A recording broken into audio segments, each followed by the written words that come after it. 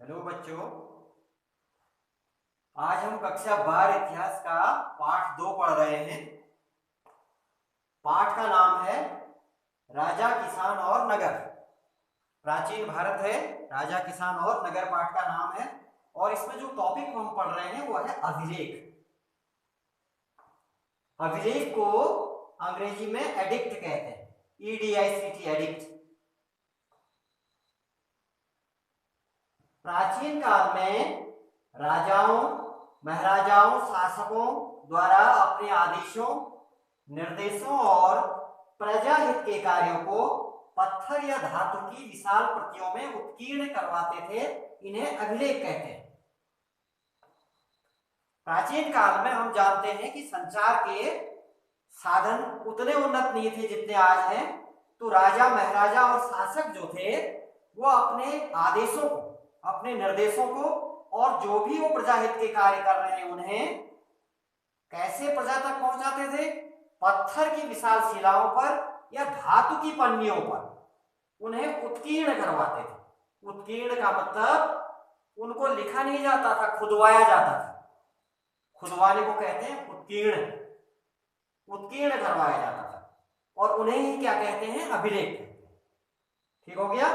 प्राचीन काल में राजा, महाराजा लोग जो थे अपने आदेशों को, अपने निर्देशों को, अपने ऑर्डर्स को या जो भी वो काम कर रहे हैं, जो महत्वपूर्ण सूचनाएं हैं, वो प्रजा तक पहुंचाने के लिए लिखते थे, वो उत्कीर्ण करवाते थे पत्थर पर या धातु पर। उन्हीं पत्थर या धातु के जो विशाल टुकड़े होते हैं उन्हें अभिलेख कहते हैं। सरल ढंग से हम इसको प्रस्तुत कर देंगे, उन्हें ही अभिलेख कहते हैं। अभिलेख दो प्रकार के होते हैं। जो ये अभिलेख होते हैं ये दो प्रकार के होते हैं। कौन कौन से होते हैं? एक को कहते हैं शिलालेख, या अंग्रेजी में कह देते हैं रॉक एडिक्ट। रॉक का मतलब चट्टान, रॉक एडिक्ट, शिलालेख। और दूसरे को कहते हैं स्तंभ लेख। स्तंभ का मतलब पिलर, पिलर एडिक्ट। अभिलेख दो प्रकार के होते हैं, एक शिलालेख और दूसरा स्तंभ लेख। शिलालेख का मतलब हुआ कि राजा महाराजा कभी कभी ऐसा करते थे कि बहुत बड़ी चट्टान को तराश करके, उसको समतल बना करके, प्लेन बना करके उसी में अपने आदेशों को खुदवा देते थे। उन्हें कहते हैं शिलालेख। चट्टान अपनी जगह पर रहेगी। और स्तंभ लेख कहते हैं स्तंभ या पिलर। पिलर का मतलब मकान का जो पिलर होता है, स्तंभ, खड़ा। कभी कभी राजा महाराजा क्या करते थे? पत्थर के बड़े बड़े पिलरों को, स्तंभों को एक जगह से निकाल करके फिर उसको तराश करके फिर उसको कहीं दूसरी जगह पर स्थापित कर देते थे। उसको कहते हैं स्तंभ लेख। इसका अर्थ ये हुआ कि शिलालेख अपनी जगह पर स्थिर रहता था और स्तंभ लेख जो है उसको एक जगह से दूसरी जगह पर स्थापित कर देते। ये अभिलेख जो हैं हमें महत्वपूर्ण सूचनाएं देते हैं। हम पिछले वीडियो में पढ़ चुके हैं कि अभिलेख जो होते हैं वो पुरातात्विक स्रोत होते हैं। किसी समय का इतिहास जानने का पुरातात्विक स्रोत अभिलेख होते हैं। तो इन अभिलेखों से हमें क्या होता है? उस काल की जानकारी मिल जाती है। अभिलेखों के अध्ययन को पुरालेख शास्त्र कहते हैं। हम जिस शाखा में अभिलेखों का अध्ययन करते हैं उसको कहते हैं पुरालेख शास्त्र। और जो व्यक्ति इसका जानकार होता है अभिलेखों का, उसको कहते हैं पुरालेख शास्त्री। अभिलेखों के अध्ययन को पुरालेख शास्त्र कहते हैं और जो व्यक्ति इनका जानकार होता है उसे पुरालेख शास्त्री कहते हैं। और हम ये भी जानते हैं कि भारतीय इतिहास में सबसे ज्यादा अभिलेख किस सम्राट के प्राप्त हुए हैं? वो था मौर्य सम्राट अशोक। भारत के इतिहास में सबसे ज्यादा अभिलेख जो प्राप्त हुए हैं मौर्य सम्राट अशोक के प्राप्त हुए। तो इतना आपकी समझ में आ गया होगा। पहला है अभिलेख। अभिलेख किन्हें कहते हैं? अभिलेख क्या होते हैं? अत्यधिक प्राचीन होते हैं और इनको पत्थरों या विशाल शिलाओं पर या धातु की पन्नियों पर खुदवाया जाता था, उत्कीर्ण करवाया जाता था। उनको कहते हैं अभिलेख। क्यों आवश्यक है हमारे लिए? ये हमें उस काल की जानकारी देने का एक पुरातात्विक स्रोत होते हैं, महत्वपूर्ण स्रोत होते हैं। अभिलेख दो प्रकार के होते हैं, एक हो गए शिलालेख और एक हो गए स्तंभ लेख। लेकिन इन अभिलेखों से हमें सूचनाएं तो प्राप्त होती है किसी भी समय की, लेकिन हम पूरी तरह से इन अभिलेखों पर ही निर्भर नहीं रह सकते हैं। हमें किसी प्राचीन काल का अगर किसी समय का इतिहास की जानकारी चाहिए तो हम सिर्फ अभिलेखों का अध्ययन करके इतिहास पढ़ नहीं सकते या लिख नहीं सकते, उसमें कई त्रुटियां हो जाएंगी। क्यों?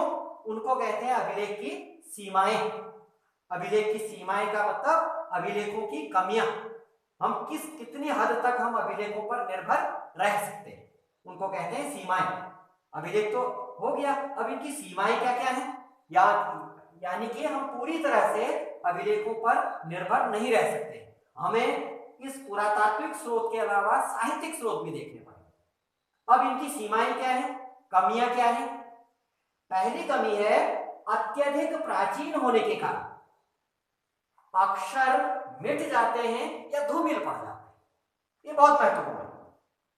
अभिलेख प्राचीन होते हैं, आजकल के तो राजाओं के होते नहीं है, प्राचीन होने के कारण ये खुले में होते हैं।